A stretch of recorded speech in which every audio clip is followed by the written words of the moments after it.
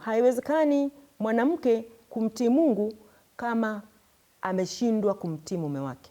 Kwa hiyo unajipima katika mwanadamu unayemuona, maana Mungu usiyemuona wakati mwingine unaona kama hayupo vile. Sasa agizo hili la Mungu kwamba umpende Bwana Mungu wako na umpende jirani kama nafsi yako linaendana sana na agizo la Mungu pia ambalo anakuambia mtii mume wako. Anakuambia mwanamke, mtii mume wako. Kwa hiyo kama anavyokuambia, ukishindwa kumpenda binadamu ambaye unamuona ukasema unampenda Mungu, wewe ni Mungu, iko vivyo hivyo kwamba ukishindwa kumtii mume wako ambaye unamuona na yeye umeagizwa umtii, umeagizwa umpende Mungu na umeagizwa umpende jirani yako. Kama ilivyo umeagizwa umtii Mungu na umeagizwa umtii mume wako, yote ni maagizo yanaenda sambamba. Kwa hiyo kama unashindwa, unapata ugumu wa kumtii mume wako ambaye unamuona, lakini katika nafsi yako, katika mawazo yako unawaza kuwa unamtii Mungu, unaweza kuwa usemi ukweli kadiri ya neno hilo la Mungu ambalo tumetoka kulisoma, waraka wa kwanza wa Yohana sura ya 4 mstari wa 20.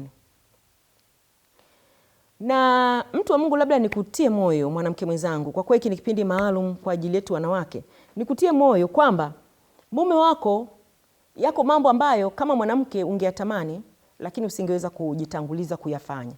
Usingeweza. Kwa hiyo ulimhitaji mume wako aweze kuyafanya na yeye angeweza kukutangulia katika hayo. Na tunapozungumza sasa kwa habari ya kwamba ni masuala ya ndoa zetu, basi tunaweza tukatazama katika muktadha huo wa ndoa kwamba mume wako ndo alianza kukufuata. Wengi huwa tumeanza kufuatwa na wanaume. Naamini mtu wa Mungu, mwanamke unayenitazama, ni mume wako ambaye alianza kukufuata wewe na kutaka Kiingereza wanasema kupropose relationship, kuanzisha mahusiano kati yake yeye na wewe.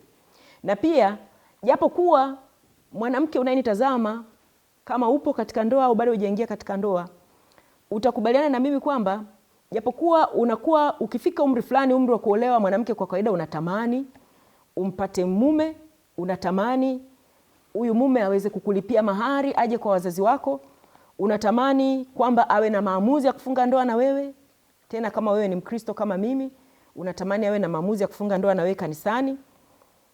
Lakini mambo hayo japo unayatamani, huwezi kujifanyia mwenyewe. Iko wazi kwamba ana kitu juu yako.